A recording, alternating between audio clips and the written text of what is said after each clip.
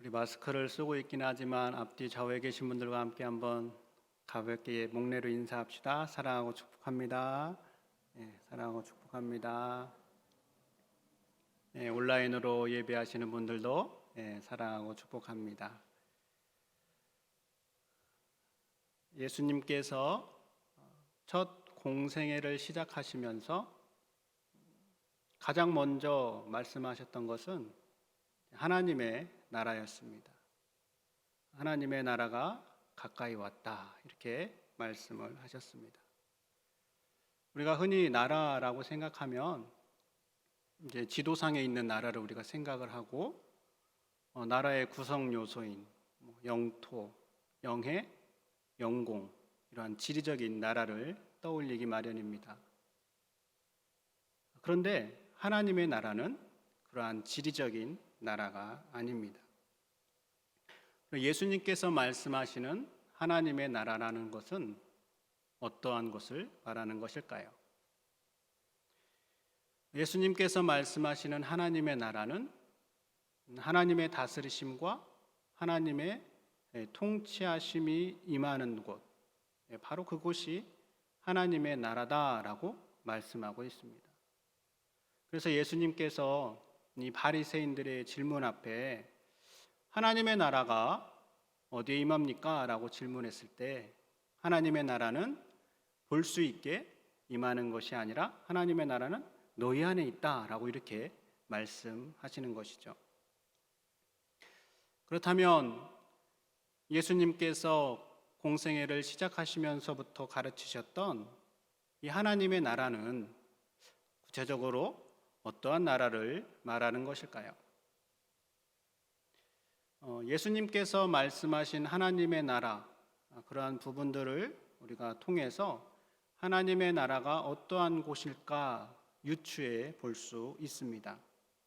그 가운데 오늘 우리가 함께 읽은 마태복음 20장도 하나님의 나라에 관한 이야기입니다. 하나님의 나라에 관한 이야기를 오늘 마태복음 20장에서는 비유로 말씀해 주고 있습니다. 비유라는 것은 하나의 대상을 설명하기 위하여서 설명하고자 하는 대상과 그 비슷한 것을 예를 들어서 나란히 두고 이해하기 쉽게 설명하는 방식이 바로 비유입니다. 그러니까 오늘 우리가 예수님께서 하나님 나라를 설명하고 있는 이 포도원 품꾼의 이야기를 잘 듣게 되면 하나님의 나라가 어떠한 곳일까라는 것을 이해할 수 있게 된다라는 것이죠.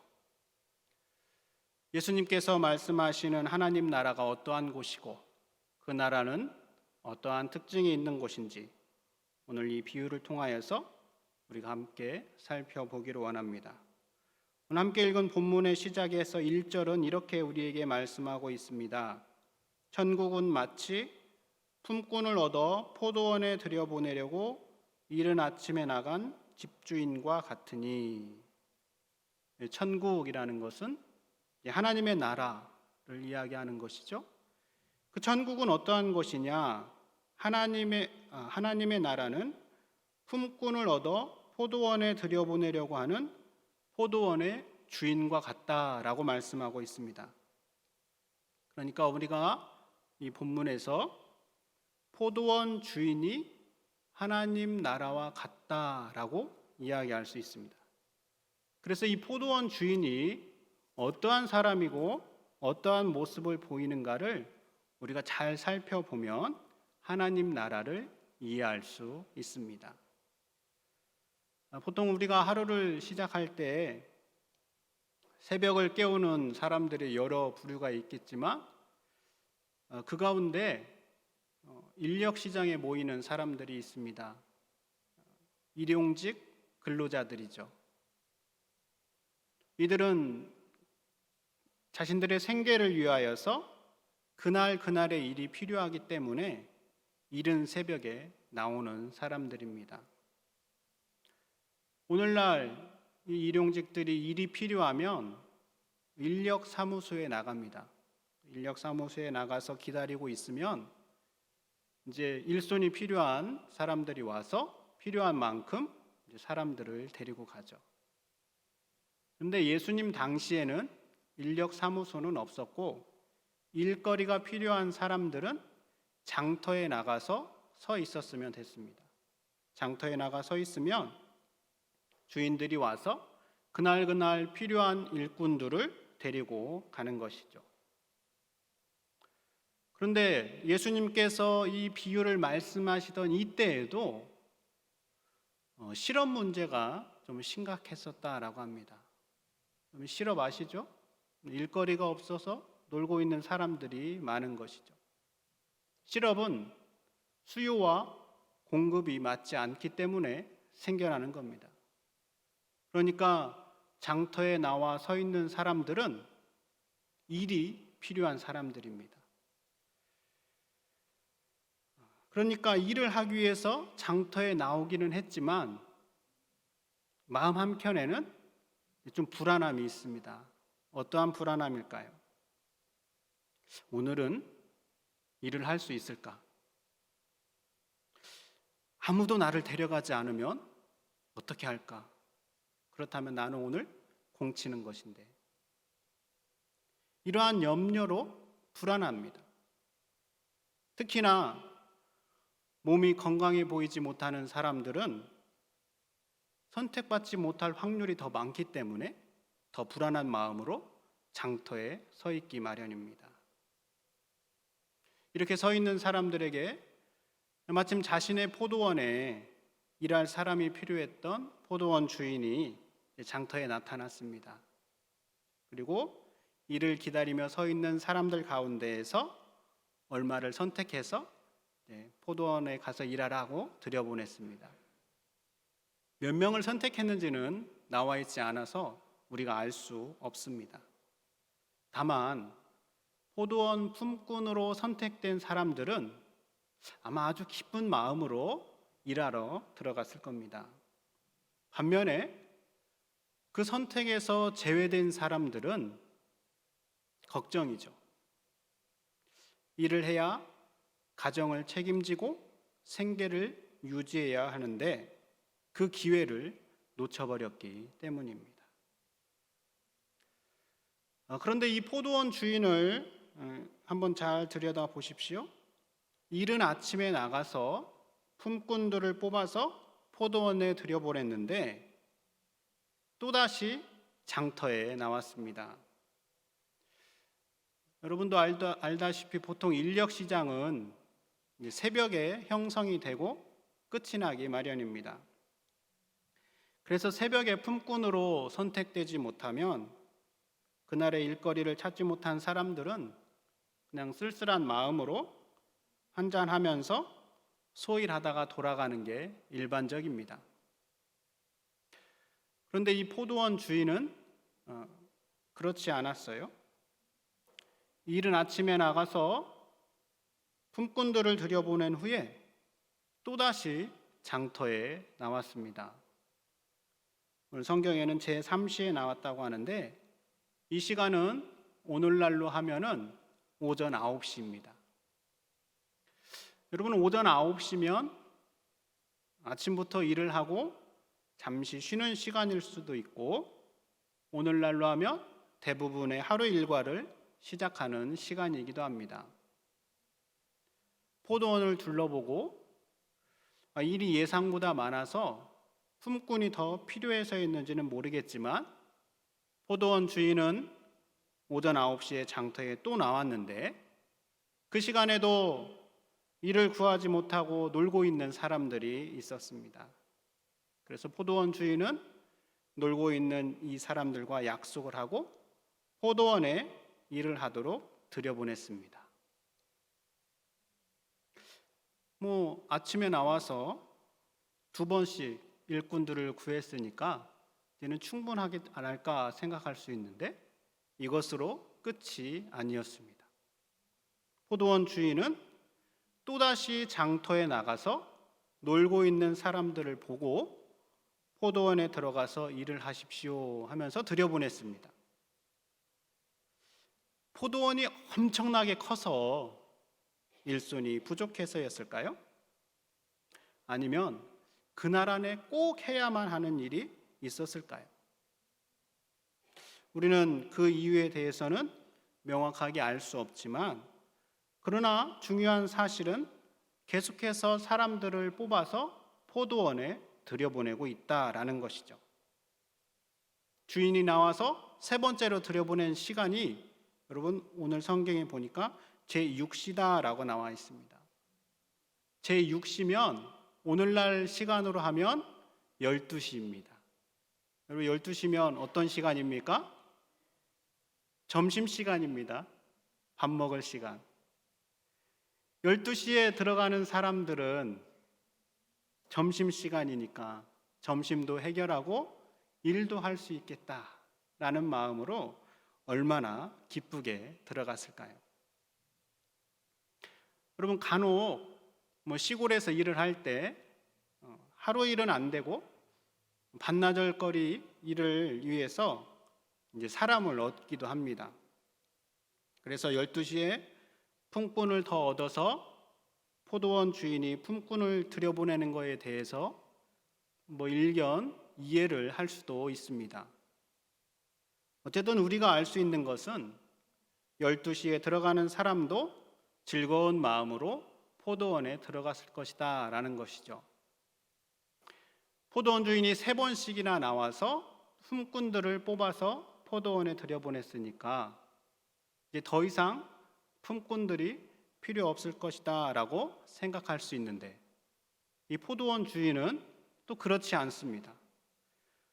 오늘 성경에 보니까 제9시에 장터에 또 나갔습니다.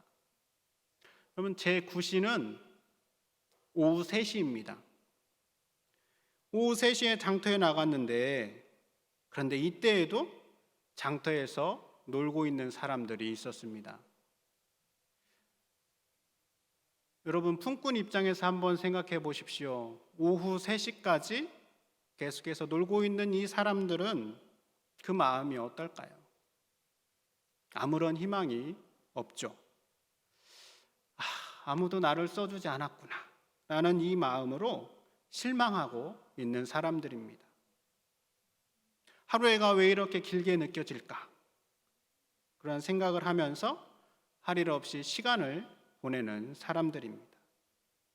그런데 놀라운 것은 이 포도원 주인이 오후 3시에 가서 놀고 있는 사람들을 또 불러서 포도원 품꾼으로 들여보낸 것입니다. 이쯤 되면 우리는 이 포도원 주인의 생각을 한번 의심해 봐야 합니다. 우리가 어떤 일을 할 때 적어도 주인이나 사장인 경우에는 어떻게 합니까?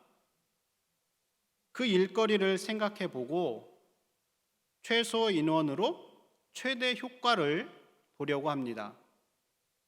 그래서 이 일을 해나가는데 몇 명이 필요할까 가늠해 보고 사람을 모읍니다. 고용주 입장에서는 최대한 사람을 적게 고용하려고 합니다. 왜 그런가요? 인건비가 나가기 때문입니다. 그렇죠? 그런데 이 포도원 주인에게는 지금 이러한 면이 전혀 보이지가 않습니다. 결정적으로 이 포도원 주인이 일반적이지 않다라는 것을 보여주는 구절이 있습니다. 오늘 성경의 6절과 7절의 말씀인데 우리가 함께 한번 읽어보도록 하겠습니다. 6절과 7절입니다. 제11시에도 나가보니 서 있는 사람들이 또 있는지라. 이르되 너희는 어찌하여 종일토록 놀고 여기 서 있느냐. 이르되 우리를 품꾼으로 쓰는 이가 없음이니이다. 이르되 너희도 포도원에 들어가라 하니라. 여러분 11시는 오늘날 몇 시인 줄 아십니까? 오후 5시입니다. 오후 5시면 요즘 일용직들이요 일을 끝내는 시간입니다. 5시에 끝나지도 않아요. 4시 반부터 정리해서 5시 땡 하면 집에 갑니다. 근데 예전에는 오후 6시까지가 이제 일하는 시간으로 되어 있어서 오후 6시로 계산한다고 하면 오후 5시에 들어갔으니까 이 사람이 아무리 일을 열심히 한다고 해도 일을 할 수 있는 시간은 1시간밖에 없습니다. 포도원에 들어가서 작업 준비하고 뭐 일 좀 하려고 하면은 아마 끝날 시간이 되지 않을까 싶습니다. 그런데도 포도원 주인은 이 품꾼들을 포도원에 들여보내고 있습니다. 이야, 오후 5시에 일하러 들어가는 사람들은 그 마음이 어땠을까요? 정말 하늘을 날 것처럼 기쁘지 않았을까요? 오후 5시면 이제 집에 돌아가야 되겠다, 이러한 마음으로, 착잡한 마음으로 아마 그 자리에 있었을 겁니다. 하루 종일 자신들을 써주기를 기다렸지만 아무도 자신들을 써주지 않았다라는 낙심이 이들 마음 가운데 있었을 겁니다. 그리고 무엇보다 빈손으로 돌아가야 한다는 이 사실이 이 사람들에게는 참으로 견디기 어려운 일이었을 겁니다. 여러분, 가장이 일을 하지 못하고 빈손으로 돌아갈 때 그 마음이 얼마나 힘든 줄 아십니까? 책임져야 할 가정이 있고 가족이 있는데 아무것도 소득이 없이 빈손으로 돌아갈 때 가장은 집에 들어가기 싫습니다. 가족이나 아내의 얼굴을 차마 보기 어렵습니다. 그래서 일을 못하고 빈손으로 돌아가는 이 가장들이 맑은 정신으로 돌아가기 미안해서 술 한잔하고 술 기운으로 들어가는 것이죠. 5시까지 있던 사람들은 희망 없이 낙심한 마음으로 돌아갈 것을 예상하고 있었는데 이제라도 자신들을 품꾼으로 포도원에 들여보내주니까 그 마음이 얼마나 기쁠까요? 여러분, 여기까지를 보면 이 포도원 주인이 어떤 사람인 것 같습니까? 좋은 사람 같습니까? 나쁜 사람 같습니까? 대답을 해주셔야 하는데요. 약간 이상하긴 하지만 좋은 사람 같죠? 그런데 이 주인에 관한 이야기를 계속해서 들어보십시오. 이제 시간이 1시간이 금세 지나 일을 마치고 정산을 할 때가 되었습니다. 품삯을 주는데 포도원 주인이 제일 늦게 들어온 사람부터 이제 품삯을 주고 있습니다. 제일 늦게 들어온 사람은 몇 시에 들어왔습니까? 5시에 들어왔습니다. 5시에 들어온 사람에게 얼마를 줄까 궁금하죠. 아무리 일을 한다고 해도 1시간밖에 일하지 않았으니까. 여러분 같으면 얼마를 주겠습니까? 여러분께 생각할 시간을 드리기 위해서 제가 시골에서 이제 감농사라는 친구가 있어요. 그 친구에게 최근 시세를 확인해서 한번 말씀드려 보겠습니다.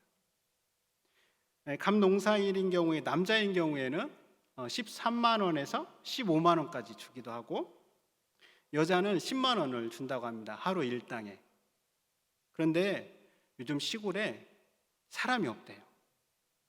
일하러 오지 않는데요. 그래서 외국인들을 이제 구하게 되는데 외국인 노동자들의 경우에 남자는 12만 원, 여자는 8만 원을 준다고 합니다. 그리고 좀 전에 말씀드린 것처럼 8시에 시작해서 오후 5시에 이제 일이 끝난다고 하죠. 자, 외국인 노동자의 시세대로 한다면 오후 5시에 온 사람에게는 시간별로 계산을 한다면 여자인 경우에는 10,000원만 주면 되고 남자인 경우에는 15,000원만 주면 되겠죠. 자, 오후 5시에 들어와서 일을 한 사람들에게 여러분은 얼마를 주시겠습니까? 각자 생각한 바가 있을 텐데요. 이 포도원 주인은 얼마를 주었습니까? 하루 품삯을 주었습니다. 성경대로 한다면 한 데나리온이고 오늘날로 한다면 12만 원 전부를 준 것이죠. 이것을 본 다른 품꾼들이 깜짝 놀라서 웅성거렸습니다. 야, 오후 5시에 온 사람이 1시간밖에 일하지 않았는데 하루 일당인 12만 원을 전부 다 받았네. 그렇다면 나는 얼마를 줄까? 나는 저 사람보다 2시간 먼저 왔고 나는 이른 아침부터 와서 일했는데 그래도 좀 더 주지 않을까? 이러한 기대의 마음이 있었겠죠. 계산이 빠른 사람이라면 1시간 일한 사람이 12만 원을 받았다고 한다면 그래도 나는 아침부터 수고했으니까 15만 원 정도는 주지 않을까? 이러한 기대를 할 수도 있을 것입니다. 그런데 어떻게 했습니까? 주인이 어떻게 했는지를 우리 10절에서 확인할 수 있습니다. 10절의 말씀 함께 읽어보겠습니다. 먼저 온 자들이 와서 더 받을 줄 알았더니 그들도 한 데나리온씩 받은지라. 어떻게 했습니까? 오후 3시에 온 사람, 12시에 온 사람, 오전 9시에 온 사람, 이른 아침에 온 사람 모두 한 데나리온씩 받았습니다. 제가 다시 한번 물어보겠습니다. 이 포도원 주인이 좋은 사람입니까? 나쁜 사람입니까?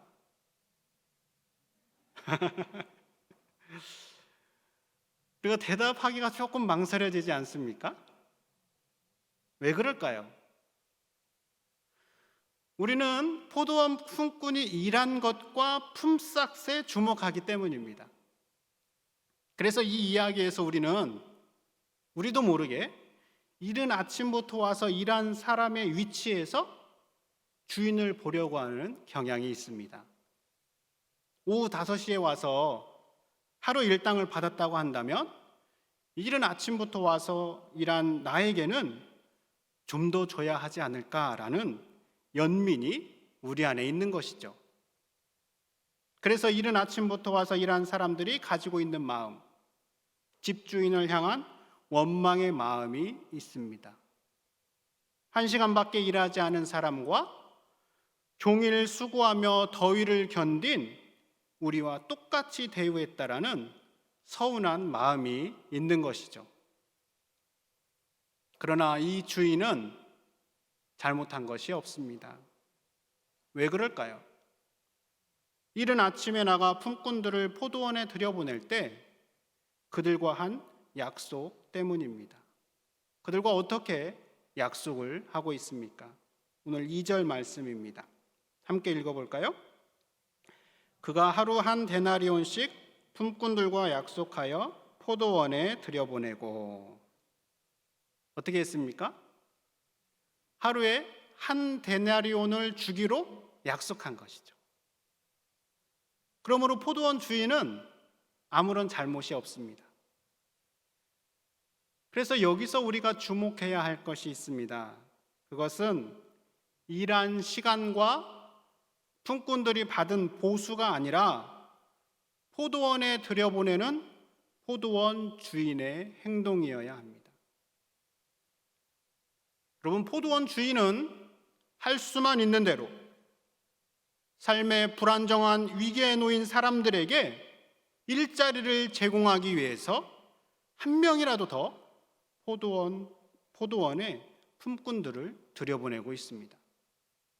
그리고 그들에게 생각지 못한 품삯을 주고 있는 것이죠. 여기에서 서두에 포도원 주인은 하나님 나라와 같다라고 이야기했습니다. 우리가 보았듯이 포도원 주인은 좋은 사람, 선한 사람입니다. 그러므로 우리는 하나님 나라는 좋은 곳, 선한 곳이다 라고 말할 수 있습니다. 근데 무엇이 좋은 것일까요? 무엇이 선한 것일까요? 장터에서 놀고 있는 사람들을 할 수만 있는 대로 자격이나 조건을 따지지 않고 한 명이라도 더 포도원에 들여보낸 것입니다. 포도원에 들어가는 것은 오로지 포도원 주인의 선택이었습니다.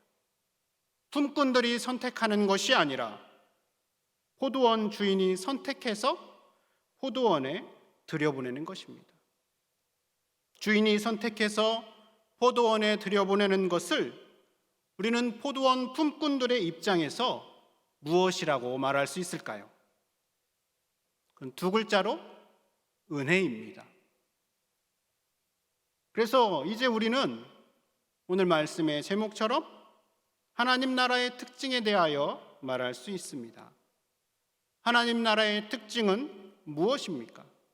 하나님 나라의 특징은 은혜입니다. 포도원 주인이 보여주고 있는 모습이 바로 그것입니다. 하나님 나라에서는 품삯을 얼마를 받았느냐가 아니라 장터에서 놀고 있을 때 불러서 포도원에 들여보내준 것 자체가 중요한 사실이다라는 것이죠. 이른 아침에 들어왔건 오후 5시에 들어왔건 그것은 전적으로 포도원 주인의 마음이고 포도원 주인의 선택입니다. 우리로서는 포도원에 들어갈 수 있다라는 것, 그 자체가 은혜라는 것이죠. 여러분, 기억하십시오.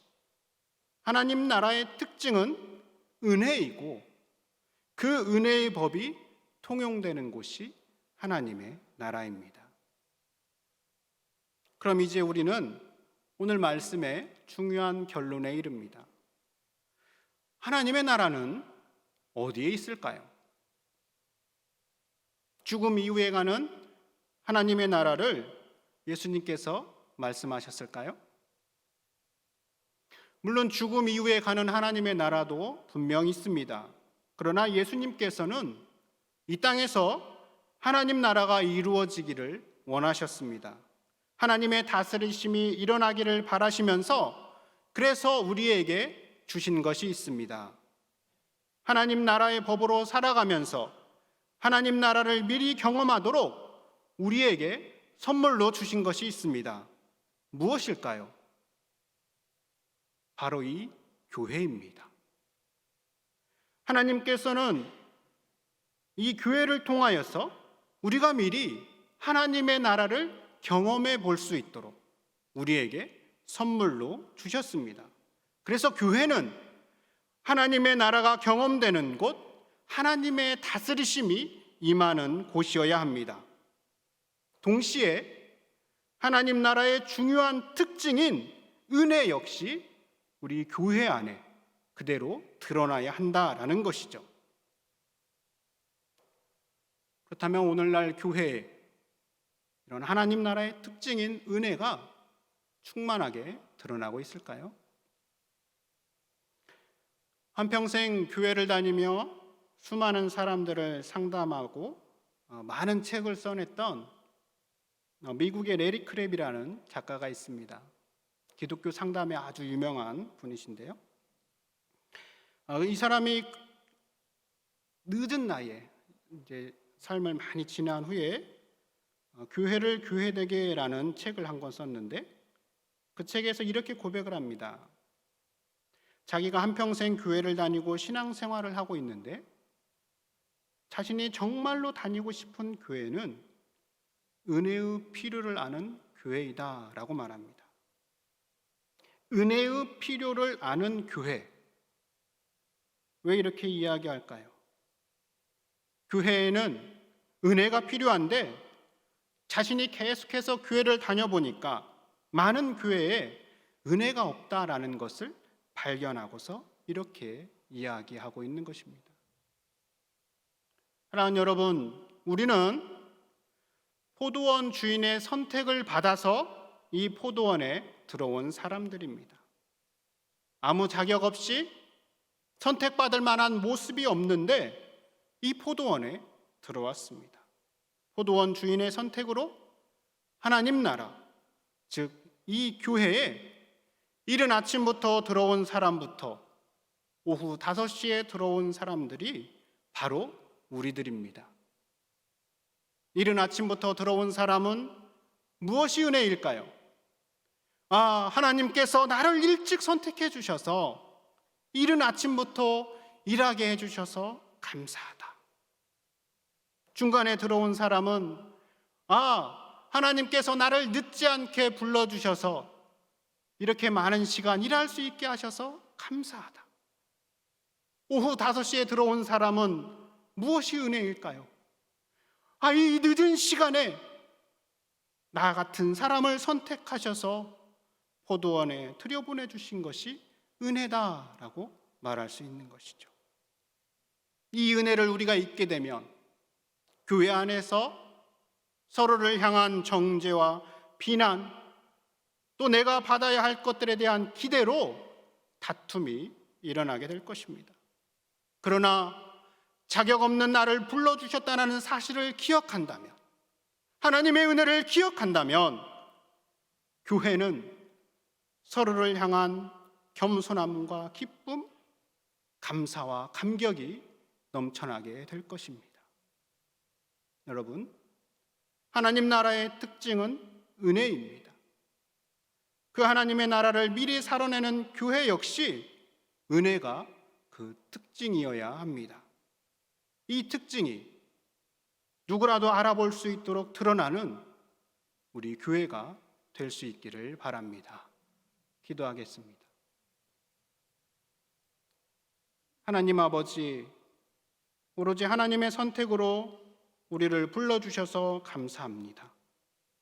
우리를 부르신 전적인 하나님의 은혜를 늘 기억하고 감사하며 살아갈 수 있는 우리가 되기를 원합니다. 그래서 우리 교회에 하나님의 은혜만이 온전히 드러날 수 있도록 도와주시옵소서. 예수님 이름으로 기도드립니다. 아멘.